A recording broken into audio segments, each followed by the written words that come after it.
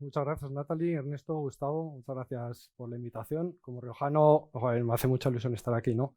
Intentaré aportar mi granito de arena en estas jornadas. Parece ser que mi experiencia es interesante para que os dé mi opinión, que no deja de ser una opinión. Yo no soy un estudioso de la dirección de proyectos, ni mucho menos. Y bueno, pero bueno, he tenido experiencia en trabajar en micro, en pequeña y en gran empresa y me he ocurrido mi propia opinión. Espero que sirva como punto de reflexión algunos de nosotros y podamos, no sé, pues darle una vuelta a ver si merece la pena o no merece la pena e implementar alguna estrategia para la gestión de proyectos en la pequeña empresa.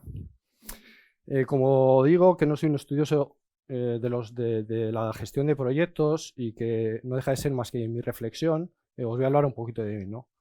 Como decía Gustavo, trabajo ahora de director de operaciones en la zona EURA y además soy gestor de proyectos o director de proyectos para megaproyectos. Soy de aquí, soy del Ardero, me fui a estudiar Ingeniería Informática a San Sebastián, allá me decanté por el tema de la ciberseguridad. Cuando acabé la carrera, pues creé mi propia empresa, Micropyme, micro. Hacía auditorías de seguridad e implementaba medidas, ¿no?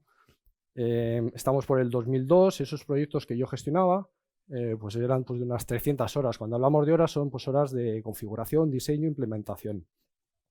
Poco a poco, a los 2 o 3 años, me cambié a otra empresa del mismo sector. Siempre eran cosas relacionadas a esas, en el 2004-2005, con el petróleo, con infraestructuras críticas o sectores de energía. Y en el 2005-2006 empecé a gestionar proyectos en PyME, en pequeña empresa, ya en Madrid, de unas 1000 horas. A los pocos años me cambié a Schneider Electric y en Schneider Electric, ya en el mundo industrial, empecé a gestionar proyectos más grandes, pues 5000, 10.000 y así progresivamente. Y actualmente estoy gestionando un proyecto en Qatar, ojalá fuera en Jamaica, pero es en Qatar, de unas 500.000 horas. Acabará el proyecto sobre unas 500.000 horas. El proyecto es complejísimo, lo mires por donde lo mires, el proyecto es muy complejo. Estamos implementando medidas para mejorar la ciberseguridad en infraestructuras críticas, en refinerías, recasificadoras y plantas de energía. Trabajar en Middle East es muy complejo por los clientes. Somos unas 100 personas de unas 14 nacionalidades, entonces cualquier tipo de comunicación o de gestión es muy compleja. Cualquier desviación es importantísima. He dicho que son infraestructuras críticas, entonces para el Estado de Qatar es un proyecto crítico. Ahora tienen la FIFA, tienen la Copa del Mundo. Internamente para mi organización también es un proyecto muy crítico, ¿no?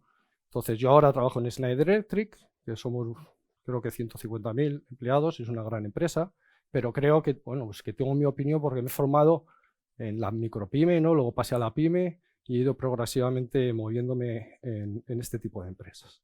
Entonces, dicho esto, vuelvo a la pregunta que da origen un poco a mi reflexión, ¿no?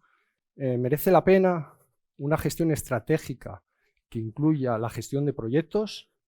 Yo creo que leo esta pregunta y los que estén remotamente, lo primero que van a decir es vaya liada, ¿no? Vamos a ver, si yo puedo hacer y estoy acostumbrado a hacer las cosas mucho más sencillas, ¿para qué me voy a meter en complicar las cosas? No le quito el punto de razón, no le quito el punto de razón porque tampoco creo que en la pequeña empresa tengamos que seguir y tengamos que aplicar todos los pasos y todas las buenas prácticas, digamos, o todos los procedimientos que los diferentes modelos de ejecución de proyectos puedan tener. Pero creo que una cosa es básica y debería ser obligatoria, que es la formación. Entonces, tú puedes elegir aplicar ciertos pasos o ciertos procedimientos si sabes cuáles son las buenas prácticas. Hay gente que ha dedicado mucho, ha dedicado su vida a estudiar, a hacer comparativas, a preguntar, encuestas, ¿no? Cuáles son los principales errores y de ahí van viendo cuáles son o cuáles serían las buenas prácticas a la hora de gestionar un proyecto. Entonces, es básico, es importantísimo, antes de seguir ejecutando el proyecto o gestionando el proyecto de la forma que lo estáis haciendo, que al menos se sepa cuáles son las buenas prácticas. Yo tuve la fortuna, cuando hice la ingeniería, que el último año de carrera para mí fue encima crucial, tuve un año, una asignatura anual, 12 creditazos, gestión de proyectos. Entonces, para mí fue muy reveladora la asignatura porque descubrí que hay una forma, hay unos procedimientos, hay unas buenas prácticas, hay gente que ha dedicado muchas horas a explicarte cómo tienes que gestionar cualquier cosa, ¿no? Aquí somos todos directores de proyecto. Cualquier cosa que quieras gestionar, ahí te explica todos los pasos, cómo deberías hacerlo. Entonces yo desde entonces, cuando creé mi empresa, las dos, cuando creé las dos empresas y cuando fui gestionando todos los proyectos, da igual la escala, lo único que cambia es la frecuencia, me siento y digo, vale, ¿esto lo tengo que tener en cuenta? No. Esto, no. Esto, no. Esto, sí. Entonces coges y lo trabajas un poquito más. Pero tenemos que tener esa formación para focalizar, ¿no? Para poner el foco de atención en todos los posibles problemas o todas las posibles gestiones que tienes que hacer para llevarlo a buen camino. Sin embargo, nos acostumbramos, y no solo en la gestión de proyectos, en la parte técnica ocurre lo mismo.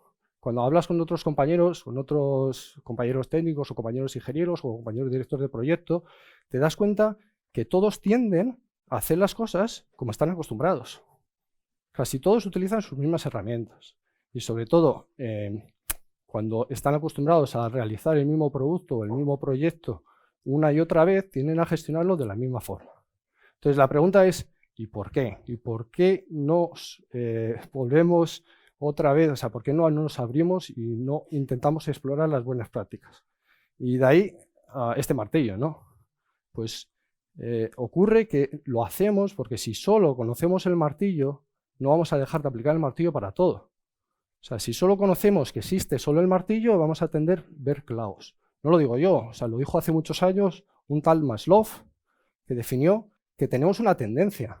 Tenemos que estar tranquilos porque es una tendencia mental de todo ser humano el querer aplicar lo mismo que estás aplicando una y otra vez. Pero el problema es cuando solo conoces el martillo. Si solo conoces el martillo, vas a querer aplicar el martillo a todo. De ahí que es importantísima la formación. Si además del martillo conoces otras muchas herramientas, es cuando al menos vas a poder abrir todas las opciones, ¿no? Eso es importante. No vuelvo a repetir a lo mismo, ¿no? No creo que la pequeña empresa, todas las personas que estén medio gestionando proyectos o que tengan que entregar proyectos, tengan que estar certificadas. No creo que se tenga que conocer de pe a pa cuáles son todos los procesos o procedimientos que las buenas prácticas comentan o explican o recomiendan a la hora de ejecutar un proyecto. No lo creo, pero al menos tener la formación en alto nivel de qué es lo que recomiendan. Luego tú, en tu día a día, en tus proyectos que estés gestionando, ya te quedarás con una, te quedarás con dos, o te quedarás con 5. A lo mejor te abres los ojos y te das cuenta de que había ciertos pasos o ciertos procedimientos o, no sé, ciertos posibles problemas que nunca te dabas cuenta hasta que lees lo que te recomiendan. Como decía Ricardo, hay muchos modelos de ejecución, ¿no? A la hora de gestionar los proyectos. Hay proyectos más secuenciales, proyectos más ágiles. Cada uno de ellos tiene sus diferentes pasos, procedimientos. No hay que ir en detalle a todo. Al menos no en pequeña y en microempresa. Hay que empezar con una formación de alto nivel. Conocer lo básico y luego, poco a poco, si lo va necesitando, ir profundizando. Yo tampoco, desde el principio, me certifiqué en dirección de proyectos. Yo tuve la asignatura de la carrera, que me abrió los ojos, fui muy clarificante y poco a poco, según fui avanzando en los proyectos y se iban complicando, vi que esos conocimientos pues, se me quedaban un poco cojos. Entonces, pues yo poco a poco pues, me fui formando. Me fui formando y me certifiqué una vez y con esa certificación me fue bien. Y cuando he llegado al proyecto de Qatar tampoco me han pedido ni me he tenido que certificar en nada. Cosas que no entendía, miraba en Google, miraba en Internet, bajaba documentación, miraba las mejores prácticas y poco a poco me he ido pues eso, formando y leyendo. Pero es importantísimo y siento redundar en el mismo punto, la formación, ¿no? Entonces, aterrizando un poquito con un ejemplo más casero, Ricardo, aquí la barbacoa con carbón no se estira. Aquí en La Rioja utilizamos chuletillas a sarmiento. Entonces, para hacer las chuletillas, ¿qué necesitamos? Una parrilla. Se necesita poco, unos sarmientos, una parrilla y poco más, y papel de periódico. Entonces, la parrilla, ¿cómo se limpia? Al fuego y lo limpias con el papel de periódico. ¿Cómo quitas las chuletas? Con la mano, ni tenedor. Te quemas un poquito y las tienes que coger con el hueso, ¿no?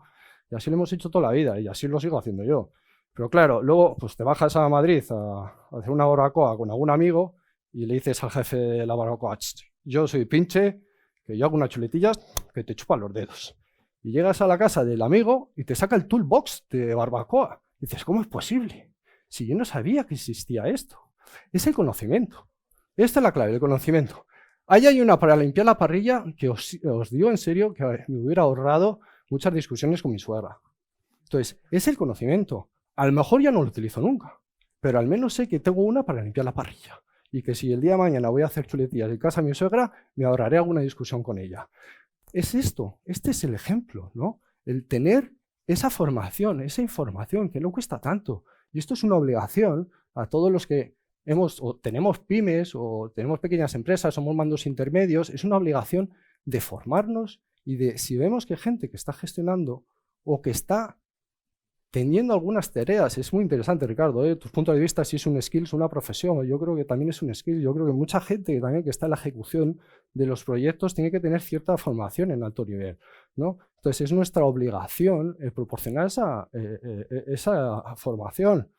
Y no vale el no tengo tiempo, yo no tengo tiempo, es verdad, es que no tengo tiempo, pero es que no vale eso. Hay que encontrar el tiempo como sea. Hay que proporcionar los medios y el tiempo a la gente que trabaja con y para nosotros para darle esta pequeña formación en alto nivel.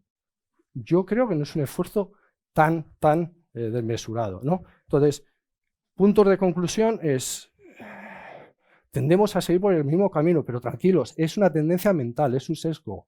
O sea, es por defecto o por virtud, nuestro cerebro tiende a pensar así. Es como cuando se te rompe la cisterna del baño y te viene tu crío de 4 años con el martillo a todo correr. Pues es algo parecido. Si solo conoces el martillo, todo te van a parecer clavos. Entonces, ¿cómo salimos de ahí? Paso atrás, información. Y cojo lo que quiera, ¿no? La gestión de proyectos no es termodinámica. O sea, esto no es complicado.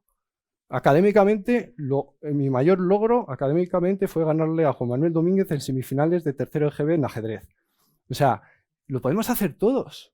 Estoy gestionando un proyecto complicadísimo y es que no es complicado, ¿vale? No estamos haciendo un cohete para ir a Marte. Muchos recursos, hay infinidad de recursos disponibles. Estoy seguro que aquí el Gobierno de La Rioja os ofrece un montón de cursos para formar.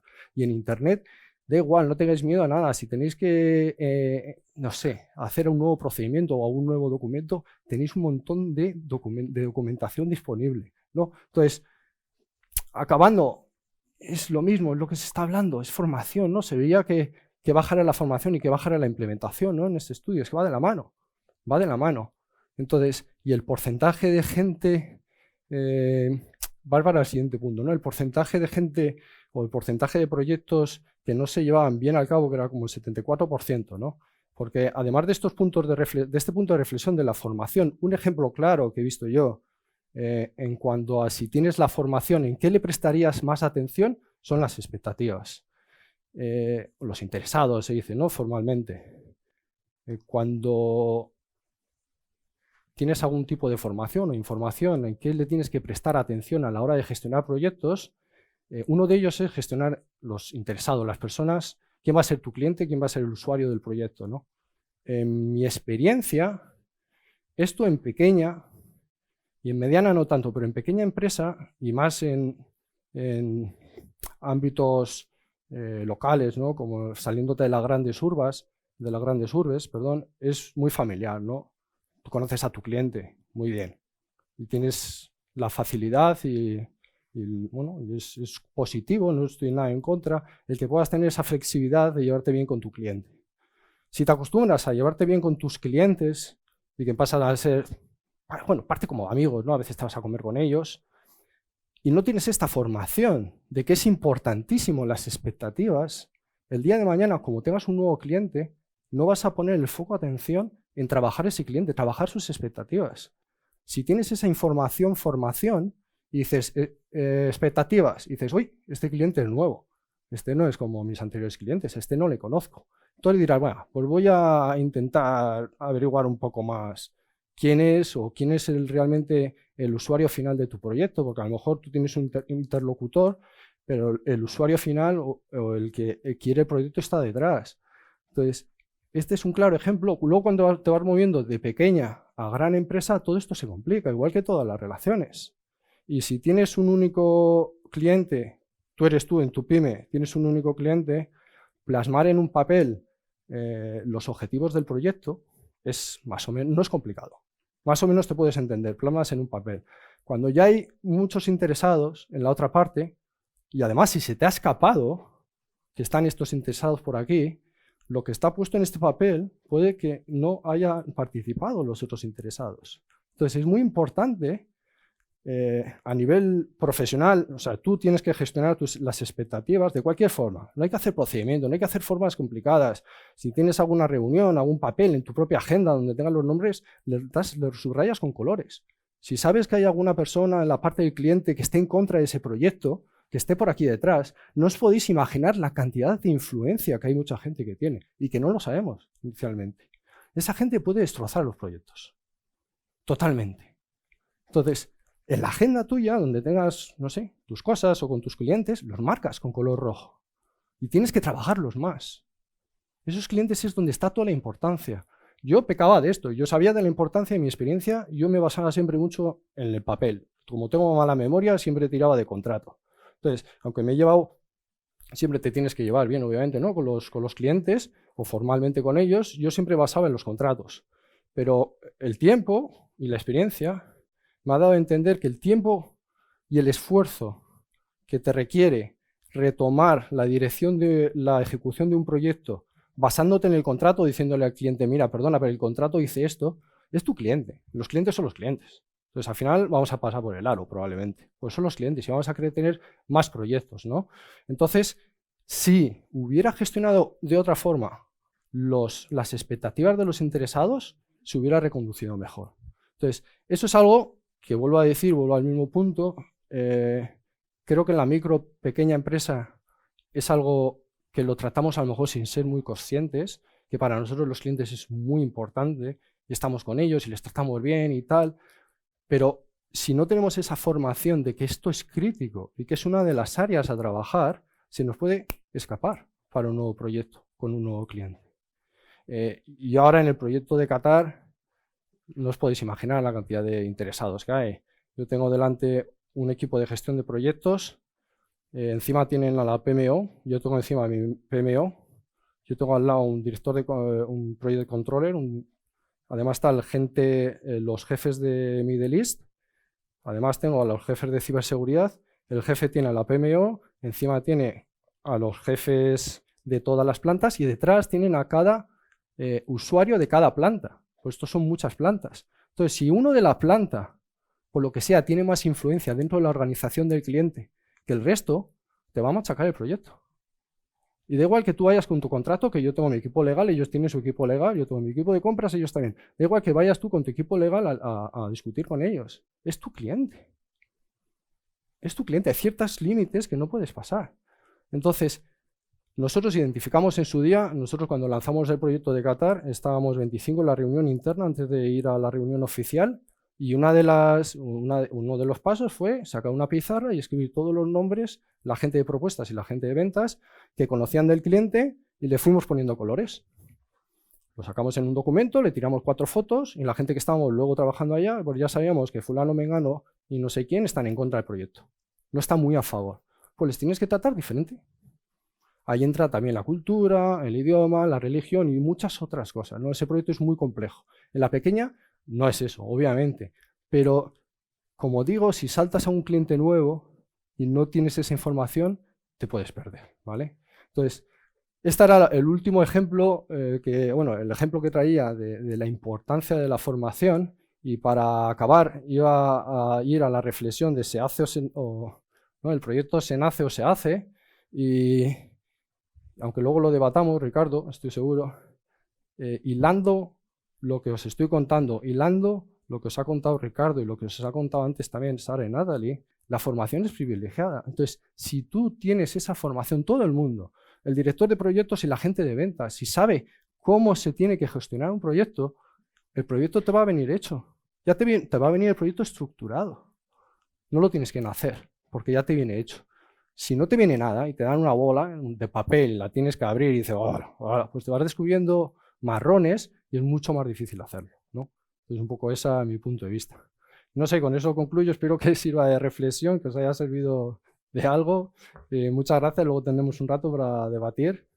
Y nada, un placer, ahora podemos ir a tomar café.